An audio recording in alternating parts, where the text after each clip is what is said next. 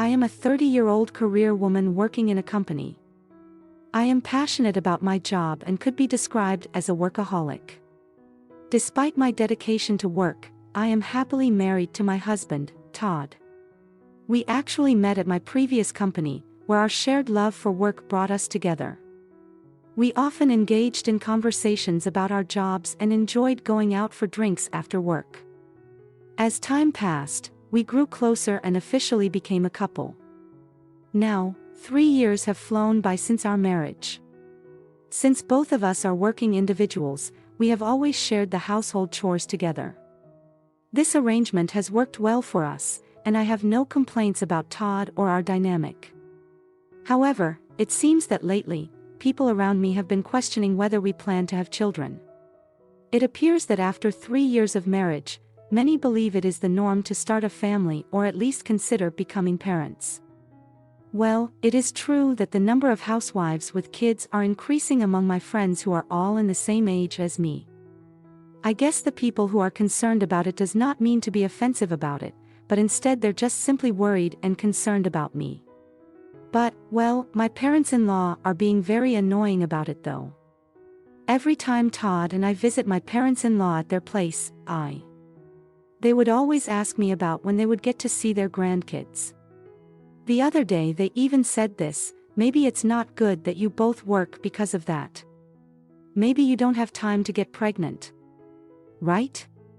I don't have time and enough space in my heart to respond to every single comment that my parents-in-law make, so I just shrugged it off to begin with. Neither my husband nor I are in a hurry to have kids right away. Todd and I always talk about me getting pregnant as if it will happen naturally. And since both of us love our jobs, I think that it would be fine if it ends up being just the two of us. So I can't ignore the fact that the pressure we get from the people are getting stronger and stronger. And I feel a little bad when someone mentions the idea of trying to get pregnant to me. On difficult days like that, I unconsciously cook some easy snacks, which goes really well with beer and eat and drink to forget the topic of getting pregnant or trying to have a baby. I find myself falling asleep on the couch and seeing me asleep. My husband carries me to the bed. We really do have a well-balanced and harmonious life as a married couple. Why do I have to listen and care about what other people say? Just as I was being a little discouraged about having kids, I received a call from my brother who was 3 years younger than me telling me that he and his wife just had a baby hearing the news. I went to the hospital with my mother. Once we arrived to the hospital, I saw a very cute, adorable baby in my brother's arms. I was allowed to hold her in my arms, and I was so moved and touched by how the baby was so full of life and energy, even though she was really small. It really was a strange feeling. I see. So this is what it means to have a baby, huh? My younger brother, who was also concerned about his own wife's health, was always with her and spoke to her kindly and took care of her as his big sister. I always thought that my brother was spoiled and really weak. But he had become a very brave, strong man, and I was moved again to think that this is what it means to become a father. And after this experience, I am a little ashamed at myself for admitting this, but I wanted to have a baby right away. Once I went home, I told my husband about what had happened and about my feelings. When I said that we should try to have a baby, my husband suddenly started to cry. Huh? What? What happened? Why are you crying? Well, no, it's happy tears because you said that you wanted a baby and that we should try to have a baby. You know, actually I have been wanting to have kids for a long time now. What really you did, but I thought we agreed to wait and let it happen all naturally. Well, you said that you still wanted to work hard at your company, Amelia.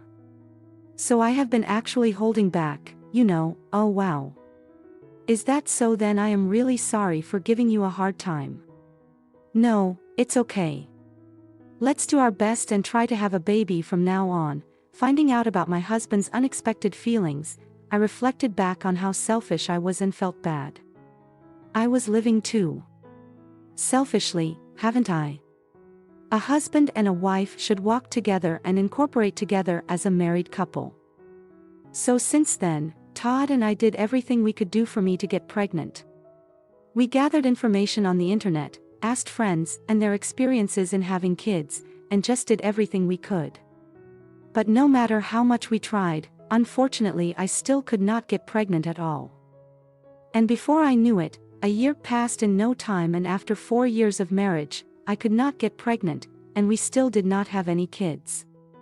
My parents-in-law began to blame Todd and I even more harshly, saying it was strange that we could not have a child after trying so hard. So my husband and I finally decided to undergo infertility treatment. I felt kind of bad about doing something like this, as it felt like we were trying to find out who the culprit was. But I changed my mind and decided to look at the situation from a positive perspective, as treatment can make things better. Todd and I then underwent various tests.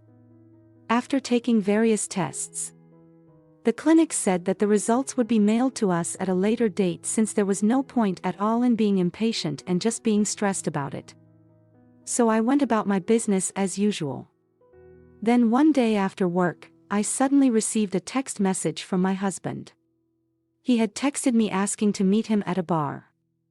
How unusual does this mean that he wants to eat out for the first time in a while? My husband is basically the type of person who likes to drink at home and doesn't want to go out that much. I replied back asking what's wrong, but to that he replied, "Just come over." I wondered what it was about, but since it was within walking distance from where I worked at, I headed to the bar anyway. When I arrived at the bar, my husband saw me and waved at me to come over. We sat down together and I ordered the same beer that my husband was drinking. As we ate our appetizers, I asked my husband, "What's wrong?" asking me to come over here. All of a sudden to that, my husband replied, "I wanted to talk to you about something," and suddenly he became serious. "A person will come in a few minutes, so please hold on until then." "Oh, someone's coming over too?" "Yeah." I thought that this all sounded a little complicated, but I just continued to drink the beer and waited around with my husband for someone to come. Since I was getting a little hungry, we ordered fried chicken and some other snacks, which goes well with a beer. And about 10 minutes later, a woman whom I've never seen before came toward our table. "Oh, Kendall, over here." Over here, the woman called Kendall came over and she sat down beside Todd. She looked very young, so she is maybe in her early 20s, which means she must have just started working. "Would you like a beer too, Kendall?" "Why? Yes, please." "Thank you." My husband orders the beer for Kendall as if this was a normal thing to do. Sorry, but who are you?"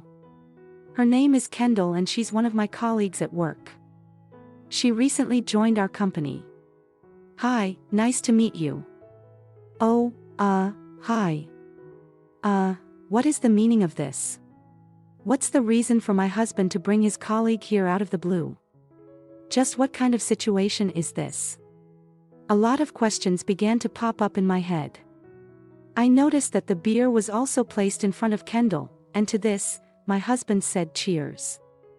So I hurriedly toasted with my can of beer as well. Why is Ms. Kendall brought over here? And besides, you said that you wanted to talk to me about something earlier on, Todd, so what is it that you want to talk to me about if I didn't say or question anything? At this point, the conversation wouldn't go anywhere, so I couldn't help but ask Todd about it. Then my husband and Kendall both put down their beer and got very serious. "Amelia, please listen to me. Kendall got pregnant and she's having a baby." "Oh, really? Kendall's becoming a mother even though she's young, huh? It must be tough, and the baby is mine." "What?" Hearing this outrageous news, it felt as if I was being hit on the head from behind with a bat or something. "I'm really sorry, Amelia. Since I got Kendall pregnant with the baby, I want us to get a divorce." "Excuse me, Miss Amelia, please. I want to be with Todd so that we could raise our baby together." I really couldn't wrap my head around what both Todd and Kendall was saying. You mean to say that despite all what my husband has said about doing our best on trying to have a baby and getting infertility treatment with me, he just happened to have a child with someone he played around with. So now, he's going to leave me and be with that person. This is just really unbelievable. I really feel bad about what I did, Amelia. Since when? Huh? I'm asking you, since how long have you been having an affair with her? Behind my back, well, let's see. It was about 6 months ago in April. That was when I just joined the company then, and we had a welcoming party, and on the way home I asked him. All right. That's enough. Thank you. So that's how the affair started, huh? Both my husband and Kendall nodded together.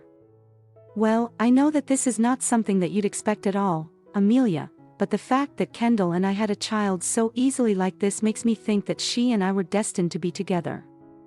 Because Amelia, we try so hard to have a baby and for you to get pregnant, but in the end you couldn't get pregnant. Right? So I'm really sorry to you, Amelia, but I want you to divorce me and go on our own ways. Hearing what he had to say, I was just so pissed off that I didn't know what to say back to him. Who the hell does he think he is? Was Todd saying that just because I couldn't get pregnant and couldn't have a baby, so this woman was way better than me, and was Todd saying that because that this woman has a child, my marriage to him is no longer important to Todd? Is this all what Todd thought of me as? I mean, why would Todd even make me come over to a bar to talk such important things like divorce? And Todd just ordered beer as if it was a casual thing, right? Does he think that we can talk about divorce and how our married life is in shambles in a stupid bar? How dare you underestimate me? You are such an asshole thinking all these things. My anger exploded at once and I poured the beer I was holding in my hand onto my husband. Oh, Todd R. Yeah, I'm fine. I was prepared for this to happen so that I can be with you, Kendall. I need to put up with it. Oh, Todd, I was beyond disgusted. Who the hell do they think they are? Both Todd and Kendall was in their own world.